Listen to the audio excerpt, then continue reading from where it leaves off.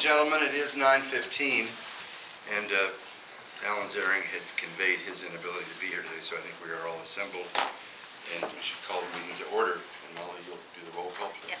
Mr. Moran? Here. Mrs. Trout? Here. Mr. Hendon? Mrs. Lamacchia? Here. Mr. Wright? Here. Mr. Sittenfeld? Here. Is there any public comment? There are none. We'll then go to the consent agenda items, which can be considered as an entire group unless there's anyone who wishes to speak to any of the information. There are 2 minutes to be approved because we have the special meeting on the 28th of April, subsequent to April 14th. So we should... Move to accept. Second. Further discussion? All in favor? All in favor? Aye. Is this for the entire consent agenda? Yes. I'll pass on Okay. investments. All right, next are the various action items, starting with the Director's Report. Consent. Good morning. Welcome to Groesbeck. The Clifton branch opened on May 28th, and we had a wonderful response from the community. We had the Vice Mayor speaking, as well as the Clifton Town Meeting President Tony Sizemore. Mike Dever, who donated the building, also spoke. There were about 425 people attending the actual opening, and we had more than 750 actual visits that evening. That's based on our people counter. We suspect that that's an undercount because when you have a lot of people going through at the same time, it sometimes doesn't count well. And a few items checked out, and also about $10,000, well, almost $11,000 in fines forgiven for that. That was an expensive opening. Well, it was that day and the next. So the whole, and I think then as we go to St. Bernard and Reading, there won't be quite as many because a lot of people who wanted that done went to Clifton, so it'll drop. Alan Zering has been nominated for a seat on the Urban Libraries Council Board. The board meets 3 times a year in Washington with all expenses covered by the Urban Libraries Council. The full slate is presented as one item to the membership at the annual forum, and our library is a longtime member of this council, and we're glad to have a trustee from our library serving on the board again. So, but I guess what I'm trying to say with that full slate is it's not a competitive election. Once you get through the nomination process, the entire slate of board members is presented to the membership, and unless there's like a coup and they turn down the entire slate, he will be on the board after that meeting. Revolution. Yeah, which has just not happened. I am planning to attend that annual forum. It's in San Jose, June 24th through the 26th, which means we'll do the 2 branch openings, and then I'll leave early the next morning. So getting to San Jose from here is not particularly easy, but I did at least get my flight changed from the original one at 7:20 a.m. to 8:30, so it won't be quite as bad, but still a pretty early flight.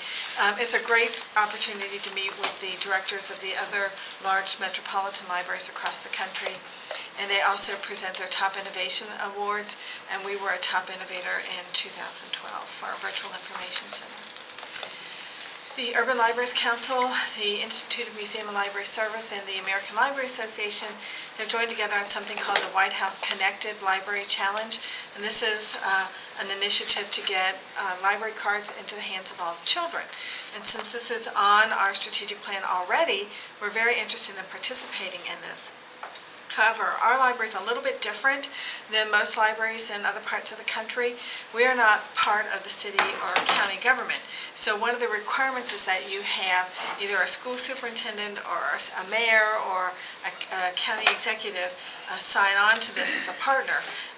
For us, if we were to try to do that for our whole region, we might get that accomplished in, 5 years or something, with as many different mayors and township presidents and things as we have. So we're just going to start with one and try to get that going so we can gradually add others once we get going.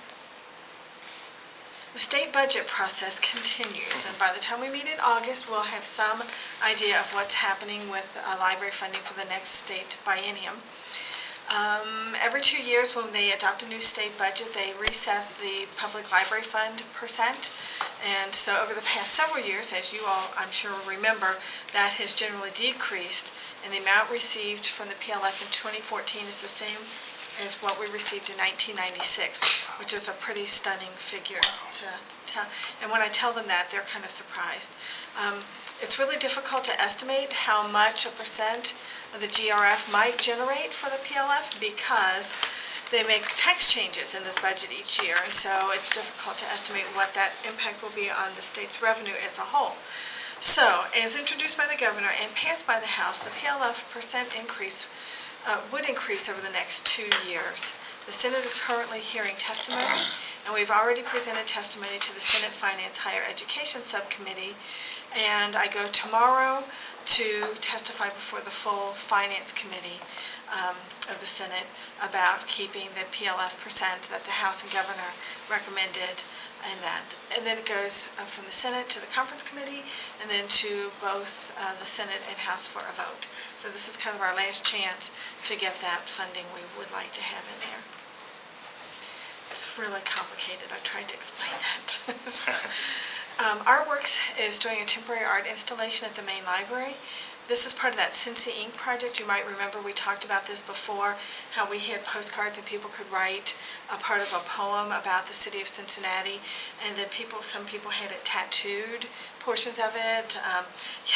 I did not, but we do have staff members who have portions of this poem tattooed on them. So at least one person has shared that with me. Pretty permanent. Yeah. They have to really love Cincinnati.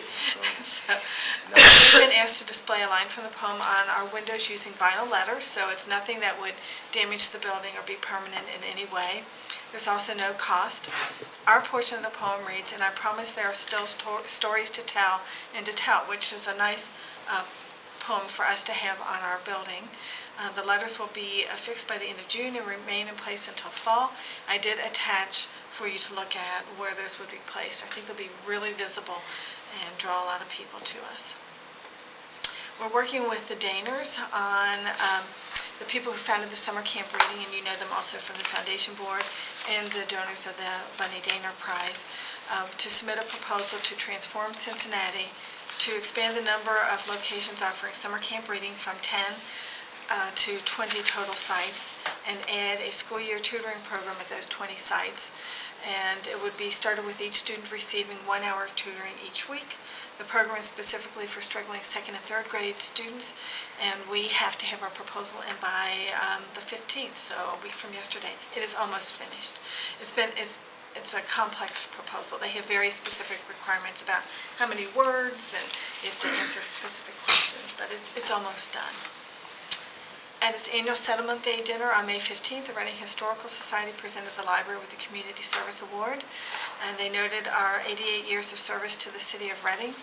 Liz Anderson, the Reading branch manager, was also there and was the keynote speaker for the event, and shared with the people there what the new branch would have to offer. We were also a finalist in the Uptown Consortium Awards in the nonprofit category, specifically noting our investment in Uptown through the renovation of branch libraries in Corryville and Avondale, and also the new Clifton branch. But ultimately, we remained a finalist, and the award went to the Center for Closing the Health Gap.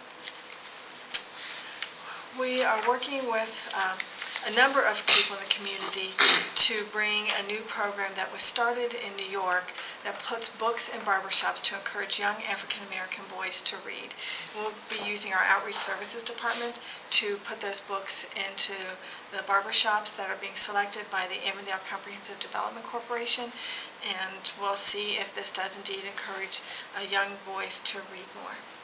Are these library books, or are these They're going to initially be library books, but if we see that we have a lot of loss, then we'll look at putting books in that we can give away. Okay, they're not, because they're not the ones that you would give to the friends. Not yet.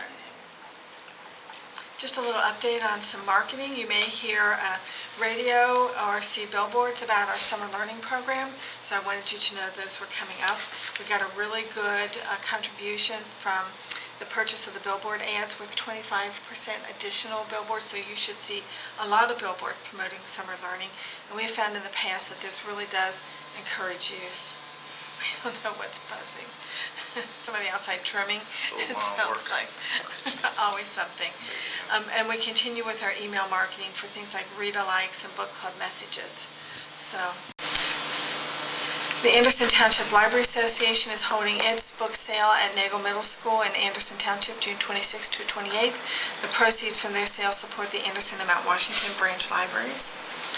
And the Library Foundation met on April 22nd, received a number of additional contributions for summer learning, including $10,000 from the Zarian Family Foundation as an endowment to pay for books for summer camp reading, $3,000 from Dollar General Literacy Foundation, $1,000 from the Summertime Kids Grant from Greater Cincinnati Foundation, $500 from the Juvenile Court Advisory Council, $3,000 from Wing Eye Care, $1,500 from Walmart, $15,000 from Newman's Own Foundation, $35,000 from Duke Energy. This is an increase of $10,000, so we really appreciate that support, and $5,000 in Kroger gift cards for adult prizes. The foundation also received a grant of $96,000 from the Shop Foundation to fund homework help at library locations, and this grant will cover the entire cost of the program for the next school year. The contribution that we reported at the last meeting of $132,000 was received from the estate of Carol Meyer Keener and will be used for the St. Bernard Branch Library. And Cincinnati Bell Technology Solutions, I think I got their name right, has donated 50 tickets for the Reds game on August 23rd. They've done this for a number of years, and it is a quick and easy fundraiser plus a fun time for the staff who attend the game. The Friends held their annual and regular meeting on May 8th. They re-elected 6 members of the board to a 3-year term at the annual meeting: David Edmondson, Megan Erbaugh, Marty Greenwell, Jessica Shealy, and Jeff Waltz, and James Whitty. Sorry, I said "and" too soon. And the Friends also elected new officers for the same term. We have a new president, Mike Kozlowski, vice president Jim Whitty, secretary Dave Edmondson, and treasurer Todd Newman. They also recognized longtime volunteer Jules Friedman, who has raised more than $350,000 from his online sale of books over his years, and thanked the outgoing officers. They've started selling books at City Flea. If you are a fan of City Flea, you might see the Friends booth there, and also have started selling books online through Commonwealth Book Company. The annual sale last week grossed $77,500, which is about a $5,000 increase over last year. So went up a little bit, and then their next quarterly meeting is scheduled for late July. Did they get rid of all the books? No, not even close. 12 libraries had issues on the May 5th ballot, all of which passed, and I did not attach that this time because it seemed to be, there was no interesting stuff. Everybody passed. The Ohio Library Council's annual conference is in Cincinnati this year, October 7th through 9th. And since it's a local conference, a lot of staff members submitted proposals to present at the conference. And I gave you a list here of all the ones that were accepted. And we need to recognize Paula. I think she's the big winner with 3 proposals. So she'll be busy putting that together. Any questions for me on all of this stuff?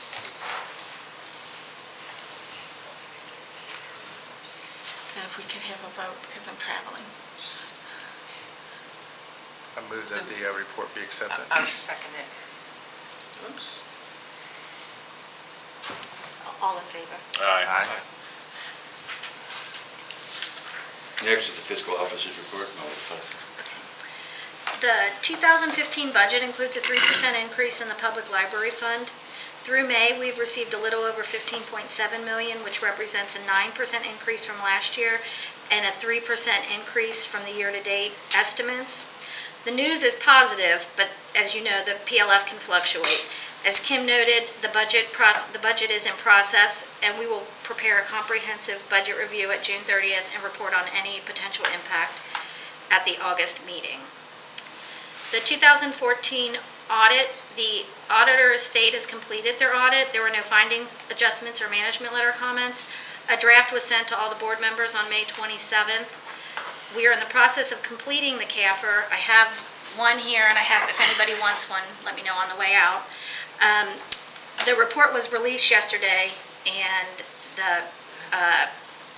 it'll be published on the auditor's website soon.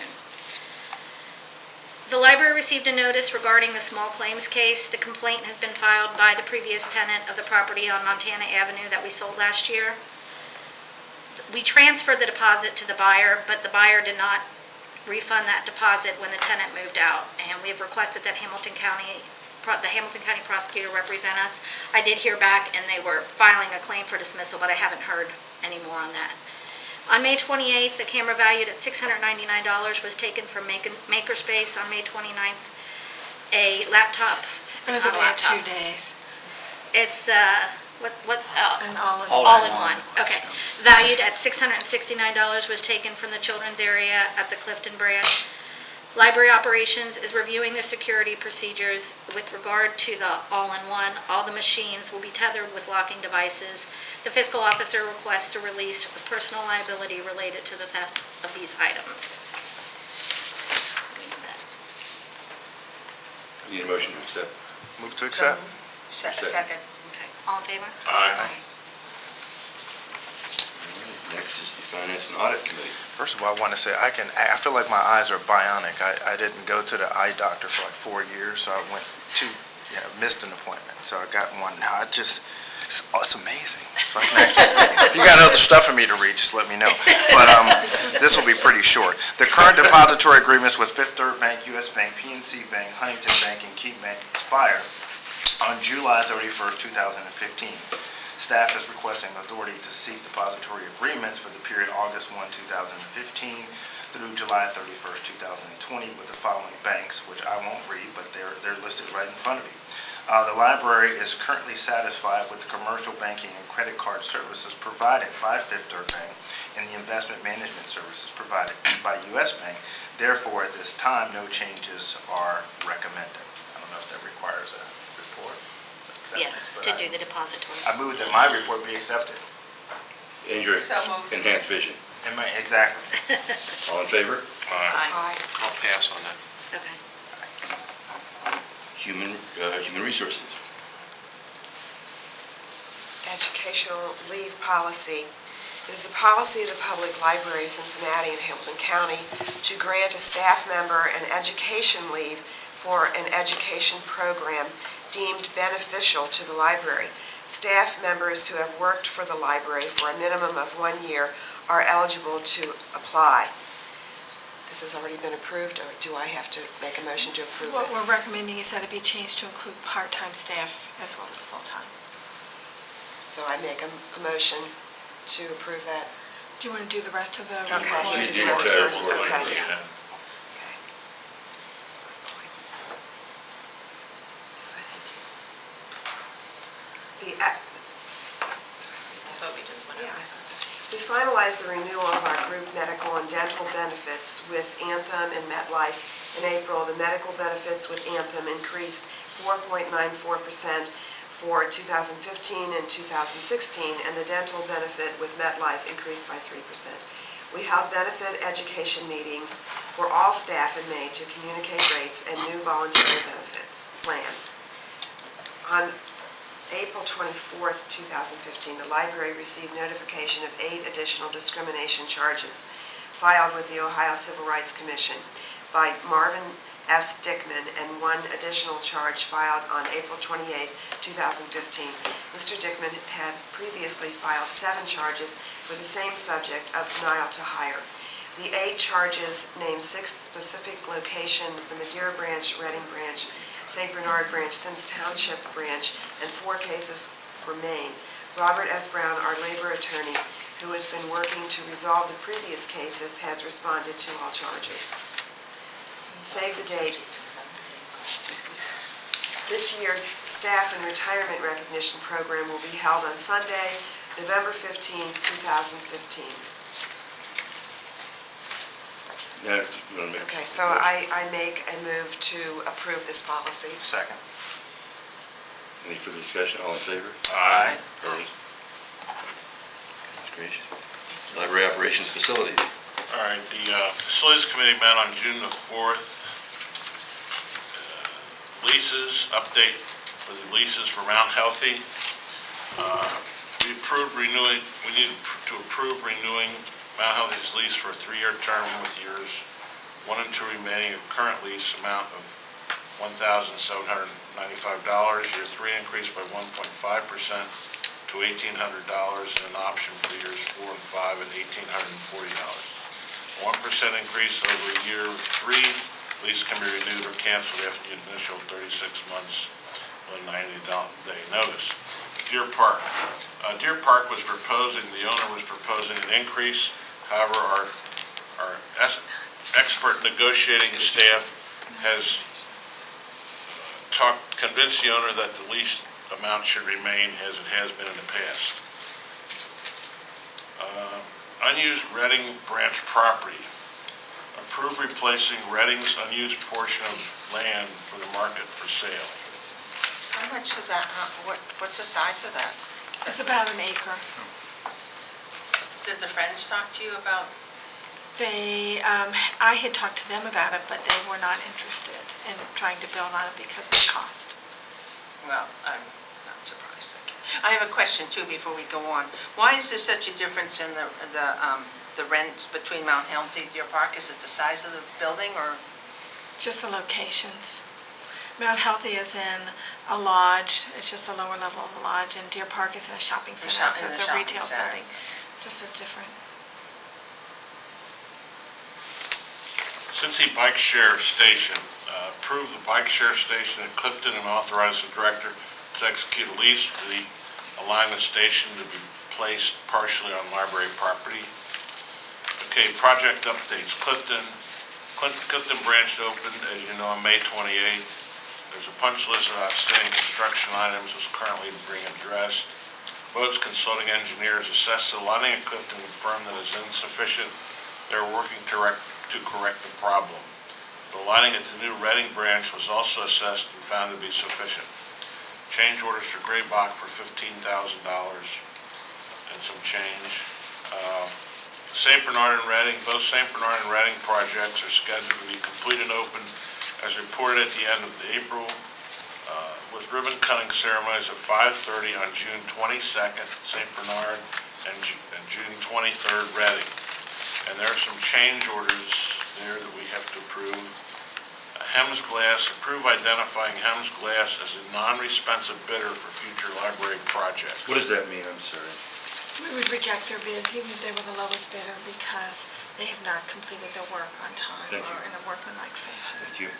Do we have enough in escrow to cover all these change items? Oh, yeah, the contingency is still fine. It's still doing okay.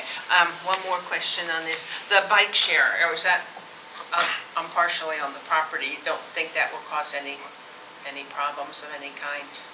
It's Having only it? about 3 feet by the length of the property, so it's not very far onto it at all. So people won't really connect it with library and. It's or they like might- right along the sidewalk on Brookline. So, Is there a photo I- attached or not? There was to the facilities committee meeting. I don't think we kept it attached to, but I can show it to you after the meeting. I wanna just see where wanted it all is. of a sudden to be a position where people are going to start blaming the library if there are any big problems, because it's. So there's no liability on that? No, they have an agreement that releases us from any liability related to it, and we have one at Maine already that has Hasn't been been a absolutely problem. trouble-free. Okay. He's worried about me rolling my new bike, pulling somebody over. Okay, for information only, the North Building electrical outage update. As reported, we had a power outage in the North Building. Fault conversations with Duke Energy. They're taking a look at reviewing their records to see if moisture had been reported in the vault, and they're going to perform regular inspection of the vault and review the library's request for reimbursement of expenses of $122,163 resulting from the outage. A claim was submitted to the library's insurance provider. The library has a $100,000 deductible. Price Hill Branch basement flooring update. THP assessment of the library's basement floor found the wood flooring system is deteriorating. The space is currently closed to staff and public use. And that completes my report, and I move that we approve the items. Second. Further discussion? All in favor? Aye. Opposed? Next is the Library Operations Services, Mr. Moran. Yeah, we're going to hear from our host, Ned Hager-Brem. He began working for the library in 2000, native of Indiana. He received his master's in library science at Indiana University in 1995, after completing a master's in English literature at Indiana in 1994.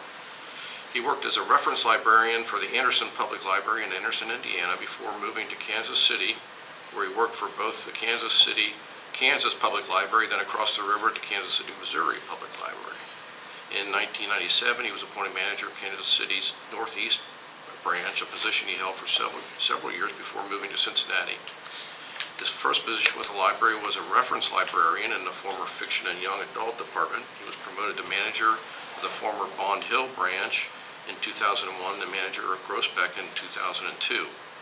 Ned has served at several system-wide project teams, including Downloadables project team, the CERCI and Sierra implementation teams, and the usage data project team. He has also served as management academy coach, a cluster coach, and currently serving as tomorrow's manager program mentor. Ned? Welcome you, but you welcome us.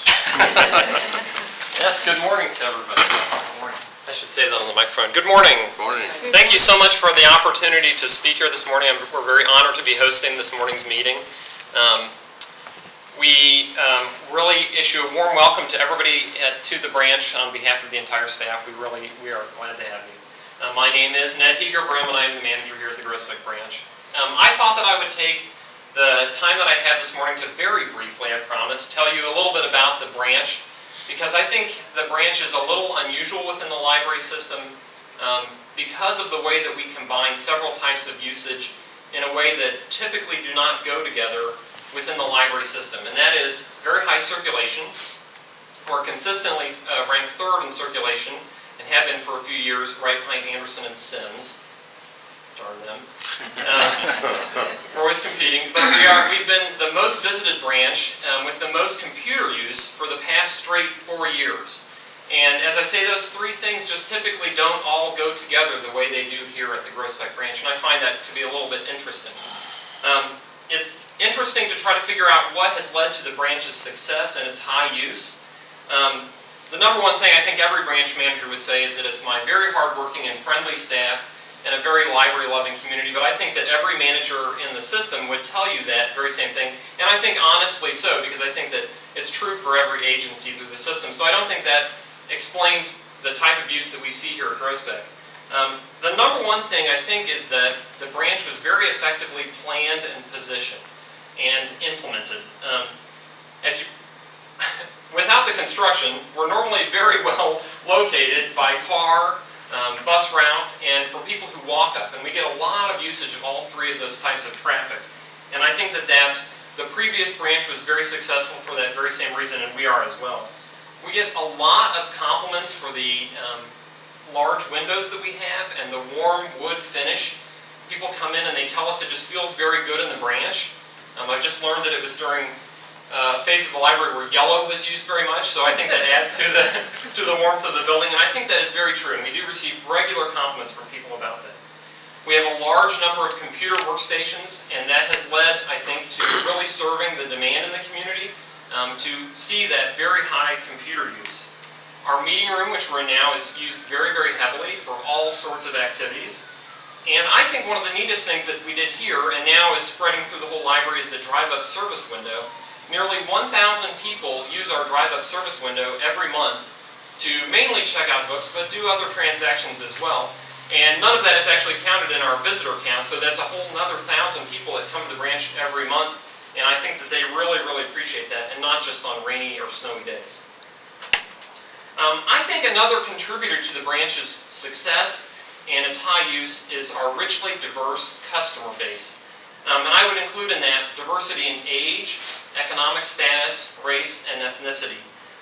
One of the things that's neat to me is to see some of our story times have attendance of 75 to 100 people. I mean, it's a humongous number of people out there, and at the very same time, we have had the highest large print circulation within the library system for a number of years, as far back as I'm aware, and those books are really enjoyed by our older customers. And to put those together, I think it really shows the breadth of service that we provide. A couple of other neat things that have been happening recently, for the past little over a year, we've been hosting ESL classes that a community group provides here to a growing Latino population in the community. And very interestingly, for over a year now, we've been hosting every week a large Nepalese community group that comes to the branch to provide tutoring to its young children. And I just thought that was very neat that that's happened. So we have a very diverse range of use, and I think that has really led to the fact that Groesbeck is used in so many ways and such levels. We're in summer now, and that's a very exciting time for the branch. One of the things I do want to brag about is that last July we set a record both for this branch and for the library system as a whole for the most visits to a single branch in a month. And we had over 30,000 people visit the branch, again, not including the drive-up window.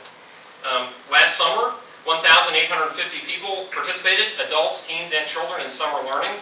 And we are extremely thrilled by the new summer learning interface, which is working very, very well. We're also very excited to be hosting another brain camp. I signed up a number of people who called to sign up for brain camp, and I can attest to the fact that it was full with a waiting list within 1 week of it being open for registration. So people really, really are enjoying that. Lastly, we served over 1,500 meals to children in the community in this very room last summer, and that was a really, really heartening thing to see. Children who do need food, and it worked very well. I would like to give a big thank you to the community volunteers that help us both with summer learning but also the summer lunches. We have over 40 volunteers that help us through the summer, and that has been a huge, huge benefit to making those programs a success. And I really don't know if we would be able to do them at the level we do them without their help. So with that, that's all I have, and I'd be happy to answer any questions you might have about the Groesbeck branch. And Very nice. I remember being here for the ribbon cutting for this. When was that? 2000, May of 2000. I understand you have a story time today? We do. Starting at 10:15 right outside. Depending on how long the meeting goes, there may be songs filtering in. If anyone would like to attend, you're welcome to. And I have to say, if anyone wants to sign up for summer learning while you're here, we are always shooting for good statistics on that. Or even just to check out a few books while you're here. You started, very exciting report, you started with the things that are, systemic throughout all the branches, and then got into the things that are specific about this.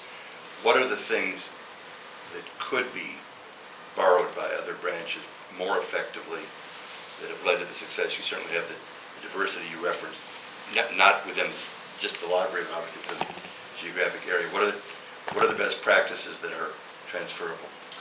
Well, I mean, obviously one of the things that's moving forward is the drive-up windows, which are spreading to other branches. But to be honest, I think one of the things we've really, really focused on is really tailoring the collection to serve people's interests and pursuing. I'm a very competitive person, so I cite being third with chagrin. Every opportunity that we have, we try to identify what is going out and going out well, and really try to chase after that and lean into it. As people probably know me in the room, know that I enjoy statistics a lot, so I always do a lot of analysis of our use and try to really invest in anything we can that we think will go well. And we try to crowd in as much as we can of material, so we've just, for instance, undergone a few months of reorganization to try to fit things in here and other things. For example, one of the things that is surging or doing well system-wide is juvenile print circulation, and we have seen that here at the branch as well. So we recently have done a reorganization where we added more space to our chapter books, our easy reader collection, and our juvenile graphic novels to try to ride that wave and really try to take advantage of that interest as well. So those are the sort of things we've done. I think that I would encourage anyone to utilize those opportunities. Very good. Other questions, sir? Thank you for Thank you very much for having me. for what you're doing. Okay. The Cincinnati Symphony Orchestra has approached the library about housing their music library and staff during the renovation of Music Hall. While many details are still being explored, using empty compact shelving located in the old library for the blind space in the B-stack north appears to be a viable option. There's also space adjacent to those shelves where the orchestra staff could be housed. The main library's aging security system will be replaced to take advantage of the improvements in surveillance over the past 20 years, along with recent cost reduction in security system options available for the library. Improvements will include new monitoring and recording equipment in the security room and cameras, which provide higher quality video output. RFID functionality goes live. The conversion of library circulation materials to RFID that began on March 1st continues to progress on schedule. As of Friday, May 22nd, 24 branches are complete, including 3 new locations representing 650,000 items tagged. Tagging has also started in the Outreach Services Department. The new Clifton branch opened with RFID functionality on May 28th. Both the new St. Bernard and Reading branches will offer that functionality when they open as well. All branch locations are scheduled to be ready for October 15th. By October 15th. The main library's floor collection and outreach services are scheduled to be complete by the end of 2015. The State Library has recently awarded LSTA grant to develop a plan for Ohio's participation in the Digital Public Library of America, the National Digital Library. Under this planning grant, a variety of organizations will develop a tactical strategy for implementation of an Ohio DPLA service hub. Our library will have a representative on the steering committee for this grant. The State Library also coordinating the submission for the NEH Common Heritage Grant application. This grant is intended to support day-long events organized by community cultural institutions in which members of the public will be invited to share materials important to their family or community histories. If the grant is received, the library will plan an event in coordination with the 3 other Ohio Public Libraries awarded funds in 2013 as part of the Digital Hubs grant. The Library Foundation was able to secure additional funds to expand week-long brain camps to 4 additional branch locations, bringing the total number of branches offering brain camps to 24. The additional locations are Blue Ash, Corryville, Montford Heights, and North Central. And Greg, you want to talk about programs and exhibits? Sure. We have an award-winning mother-daughter team of Annie Ruth, illustrator and author of over 15 books for both children and adults, and Tanaya, author of My Daddy Reads, visiting 10 library branches this summer, and they'll discuss their collaboration on the picture book and literacy outreach of My Daddy Reads. And they'll include My Daddy Reads mascot, and this is funded from the Eye of the Artist Foundation and a project grant from ArtsWave. We are partnering again with the Children's Theater this summer to bring featured characters from current shows to selected branches during story time, and which will include a random drawing at each story time for a voucher for tickets to an upcoming performance that will be given to a child in attendance. Then Museum Without Walls, the library is partnering with the Cincinnati Museum Center. As you may be aware, the Union Terminal is going to be renovated and will be shut down for a couple years, give or take. And so we have talked with them about sharing some of their collection that they will provide to us, and we're in the process of talking with them, interacting with them, and selecting items that we'll put on display, not just at Maine, but any of our branches that can accommodate that from summer or fall of 16 to 2018. So I think it'll be a very interesting collaboration that will certainly benefit the library and our users, but also the Museum Center. And then CBAS, Cincinnati Book Art Society, will hold its 16th annual exhibit of handmade books at the atrium, in the atrium of the main library from June 10th to September 6th. And then they will also include a number of bookmaking demonstrations on 3 dates that are listed there. Great, thank you. That's my report. I don't think we need a vote on anything. Do you think we can get the symphony orchestra to play library while they're They stashed away? we do have some of their quartets or smaller Their groups come and subgroups, yeah. play. Do they need Is votes and Music action Hall items? gonna, I mean, not Music Hall, but Okay, the you just said. Museum Center be totally shut down? I don't think it's totally shut down. There are aspects of it will be open, I think, but Well, you put it in the action items. I think so I'm not quite sure of the we could detail, have but I know that some of it space will be for, open, will like, remain open. Use that space, I think that we should. We would prefer to have action on that because of the Well, I suggest- symphony. Okay. I move to approve my report then. Second. Further discussion? All in favor? Aye. Opposed? What else to come before the meeting? Is there a motion to adjourn the meeting? We will meet next, those of us who can, on June 22 and June 23 at the branch dedication, and on August 11th at the next board meeting at the main library. Meeting adjourned.